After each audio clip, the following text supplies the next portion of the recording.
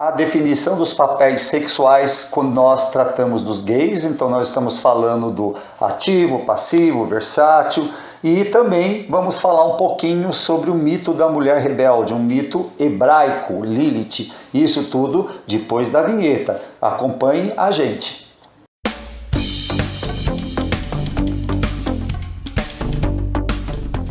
Lilith é um mito assim bastante antigo, tem quem diga que ele se estabeleceu lá na Idade Média, no início da Idade Média, por volta do ano 300, talvez até o ano 1000, pelo menos é esse que eu vou contar para vocês, mas há outras versões que dizem que ele é bem mais antigo do que isso, que ele vem lá da antiguidade antes de Cristo. Lá, e mais precisamente da região da Mesopotâmia, onde hoje seria Irã, Iraque, onde viviam esses povos, ali a Caldeia, tudo mais, né? Então Lilith, vamos lá ao mito. Por que é interessante te falar um pouco de mito? Porque o mito nos traz sempre reflexões sobre coisas concretas no nosso dia a dia. Dizem que Lilith foi a primeira mulher do Adão, né? Então a gente está acostumado à versão bíblica, que é a corrente das religiões judaico-cristãs que circulam por aí, de que Eva seria a primeira mulher. Mas existe uma outra história que foi transmitida oralmente e que na verdade ela é herdeira de uma outra Lilith que lá da região, né, da Mesopotâmia, onde seria a princípio um demônio feminino, né, seria um demônio feminino, mas nessa versão judaico-cristã que foi estabelecido muito provavelmente na Idade Média, não essa Lilith demoníaca ou de um espírito do deserto lá que vem da Mesopotâmia. Vamos trazer para a mitologia mais próxima, tá? É essa que seria um complemento, uma suposição de algumas lacunas que existem no livro de Gênesis, que seria o seguinte: o Adão foi feito de barro, como a gente já sabe, e a Lilith também foi feita de barro, então ela foi feita de igual para igual com o Adão. Aí quando Deus criou Lilith e Adão, começou a ter uma certa desavença. Estou assim, simplificando bastante o mito, tá? Estou falando só o essencial, você vai encontrar versões mais detalhadas dessa história. Basicamente, Lilith, ela se sentia igual direitos e iguais poderes a Adão, e no ato sexual, a Lilith, entre vários problemas, né? Não é só esse, mas principalmente esse, pelo menos é destacado bastante nos mitos, né? A Lilith, ela queria queria ter voz diante das relações sexuais, e ela, em determinado momento, ela reclamou com Adão: ó, por que só eu tenho que ficar por baixo? Por que não eu por cima? Por que não eu determino as coisas? Nós fomos feitos do mesmo barro. Os dois brigaram feio, e Lilith, basicamente, por uma questão machista, né, da própria história e tudo mais, ela é expulsa do paraíso. Ela é expulsa do paraíso e ela vai lá para umas regiões infernais, que segundo o relato seria próximo ao Mar Vermelho e tal, e lá ela desposa o demônio, né, o Satã, Lúcifer, etc e tal, e ela começa a ter uma segunda geração de demônios, né, que seria a primeira geração, que seria os anjos caídos, segunda geração, que eles seriam os demônios nascidos do ventre da Lilith, das relações sexuais dela com outros demônios ali. Bom, aí o que acontece? Quando Lilith foi expulsa, Adão todo choramingão, né? Esse mito deixa bem claro que o Adão era um tremendo de um mala, né? Machista, mala e tudo mais. Ele foi lá reclamar com Deus: agora estou sem uma companheira, você precisa fazer uma nova companheira para mim, porque a Lilith, puxou o carro, fugiu daqui. Aí foi aonde Deus faz a Eva a partir da costela dele e tal, né?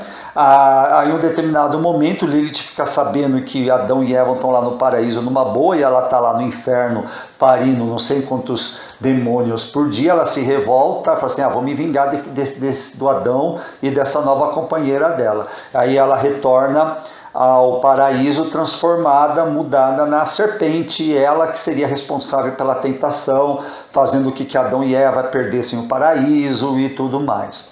Bom, esse então é o mito. Por que eu estou falando dessa mitologia? Porque eu gostaria de falar sobre a questão de posições sexuais. Eu acho que é um tema bastante interessante que eu tenho observado há um bom tempo, né? Na verdade não é de hoje, mas é algo que é novo para mim. Eu tenho visto preconceito com homens gays, assim, dentro da própria comunidade gay, eu tô falando, tá? Preconceito com homens versáteis, né? Homens gays versáteis, os homens que fazem ativo, passivo, ele pode ser mais ativo, pode ser mais passivo, e eu tô visto, assim, muitas reações, principalmente nas redes sociais, e nos próprios aplicativos de pegação, onde as pessoas vêm manifestar preconceito, né? Então você tem lá o passivo que vem dizendo, eu não acredito que exista versátil, porque o versátil é um passivo que está dando um grupo para cima de mim, por exemplo, para poder conseguir, na verdade, tentar me transformar em ativo na hora H, mas esse cara está me enrolando, não quero saber de conversa com quem é versátil, porque a pessoa acha que em algum determinado momento o versátil vai forçar esse passivo a ser ativo na relação, e isso deixaria eles muito preocupados. De um outro lado, eu vejo muitos gays ativos falando assim, imagine que eu vou querer saber de conversa com versátil, porque esse cara aí também não tem nada a ver, eu sou ativão, para que eu quero saber de um cara que eventualmente pode ter interesse por outras partes que eu não estou tão acostumado a lidar, tal. Né? Eu vou tentar fazer um vídeo que eu não quero fazer assim termos de acusação, porque eu acho que cada um sabe de si próprio, né? Cada um sabe os gostos sexuais, as preferências sexuais, é algo muito pessoal. Mas uma coisa que me incomoda muito é justamente, eu entendo que existe aí um machismo muito grande, e isso me lembra muito o mito da Lilith, né? A Lilith era uma mulher que questionava o posicionamento diante do ato sexual. Ela queria ter a liberdade em determinados momentos. Por que não ela está por cima, né? Por que só o Adão está por cima e ela não poderia de repente trocar de papel com o Adão? Então, ali você já vê um elemento de discórdia. Quando você apresenta essa possibilidade de mudança de papel, e isso em qualquer contexto social, mas também na questão sexual, isso causa um certo desconforto. E isso é muito interessante, né? Porque de repente a pessoa talvez não tenha parado para pensar que ela está sendo vítima de um machismo que ela absorveu da sua própria criação, da religião. Por que acontece? Os homossexuais, tanto as meninas como os meninos, e os bissexuais também, quando a gente pensa na intimidade sexual, a gente tem que construir os nossos papéis, porque quando você é heterossexual, você é homem, é mulher, a sociedade te apresenta os seus papéis e já te apresenta até a posição, né? Papai e mamãe, a mulher ali embaixo, o homem por cima, e ele vai lá colocar a coisa na coisa e está tudo resolvido, a função de cada coisa, inclusive na parte anatômica, né? O que vai ser colocado aonde e como vai ser colocado. Então, o heterossexual é entregado para ele essa caixa fechada, e o mito da Lilith é um questionamento num ambiente heterossexual. Por que não mudar de posição? Por que não fazer outras posições, a mulher não ser dominante na relação sexual? Qual seria o problema de tudo isso? Aí é que está, né? Vem a questão da relação de poder. É aí que você começa a instituir o patriarcado, né? O homem por cima, o homem comanda, o homem é o ativo, o homem é que dá as cartas, a mulher fica ali na sua, como sendo o receptáculo ali do que o homem vai deixar dentro dela para ter a fecundação. Só isso, e aí está delimitado. Eu entendo que isso traz muita frustração dentro do ambiente heterossexual. Nós, homossexuais, nós temos uma sexualidade que ela é diferente.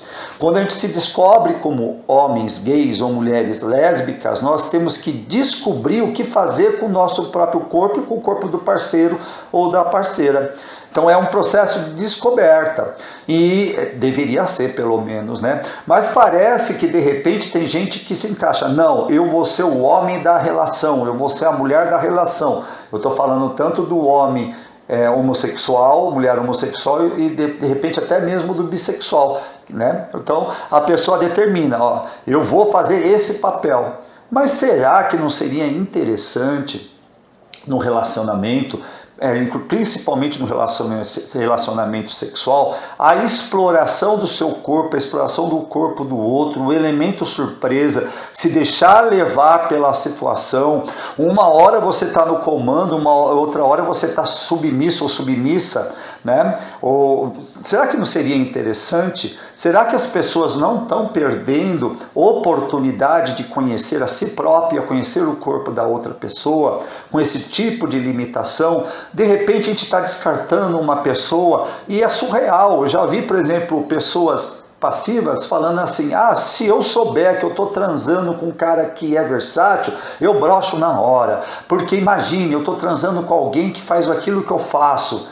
Será que não seria motivo de fazer uma análise, passar por um profissional, ver se você não está, de certa maneira, se rejeitando a si próprio? Porque quando você imagine que o seu parceiro faz aquilo que você faz, mas pode ter feito com outra pessoa, mesmo que ela está sendo ativa ali com você, ela tem possibilidade de te dar prazer, de até superar muitos caras ativos, né? Às vezes o versátil consegue dar conta do recado até melhor do que um ativo, e você está rechaçando porque você está colocando o caraminhola, imaginando ele na posição de passivo, e que isso é broxante, porque você precisa de alguém muito macho. Aí começa uma aspiração muito louca, porque eu tenho que encontrar um hétero, porque eu tenho atração só por quem é hétero, e de repente você está tendo atração não é por um hétero, você está tendo por um gay enrustido, né? Você já parou para pensar nisso? Que de repente você está perdendo oportunidade de ter prazer e felicidade? Eu acho que vale a pena a gente refletir, porque de repente você está se negando ao direito de. Veja só o que aconteceu com a Lilith, né? A Lilith, ela foi expulsa do paraíso, né? Depois ela volta para se vingar, mas ela foi expulsa do paraíso. Então, de repente, quando você olha para a possibilidade de lilithizar sua vida, ou seja, você pensar em outras formas de fazer sexo, ou de posições do sexo que você curte, e explorar outras possibilidades, talvez você esteja sendo expulso de um paraíso pessoal, que é o paraíso da realização pessoal, da realização sexual, do encontro do prazer, da construção de coisas bacanas na sua vida. Às vezes você está perdendo boas companhias, porque você fica nessa coisa: ah, eu sou passivo, eu tenho que ter um ativo, um 100% ativo. Ah, eu sou ativo, eu só transo com quem é passivo, porque ai, quem tocar no meu bumbum lá atrás, meu Deus, vou perder minha masculinidade. E de repente, isso serve também para o versátil, né? O versátil tem que entender que de repente ele pode buscar outros tipos de relacionamento, né? Aí você pode falar assim: ah, mas se eu sou passivo e eu estou aqui com versátil, ou ao contrário, eu sou um ativo e estou aqui com versátil, eu queria uma monogamia. Mas será que também a monogamia seria a única forma de relacionamento? Principalmente a gente que nasceu numa condição diferente do hétero e teve que construir a nossa sexualidade, teve que descobrir o que a gente vai fazer com o nosso corpo, o que a gente vai fazer com o corpo do outro ou da outra, né? Então, será que a gente não está se negando a possibilidades de felicidade? Então fica aí a reflexão, gente. Então isso aqui não é um julgamento, é só um apontamento. Espero que tenha construído alguma coisa de positivo. Beijos e até mais. E não deixa de curtir o vídeo se você gostou, e se possível segue a gente aqui no canal e dá uma força. Já temos aqui uma série de vídeos, principalmente falando de literatura, uma coisa um pouco mais acadêmica, mas nós estamos trazendo conteúdo mais leve e pessoal também para o canal, além dos nossos vídeos curtos, nossos shorts, que às vezes a gente tem inclusive cenas de apresentação de drag queens, de caricatas como Silvete Montilla, Thalia Bombinha e assim por diante. E muita coisa também sobre política, quando toca nos aspectos do conservadorismo. Beijos, gente. Fui!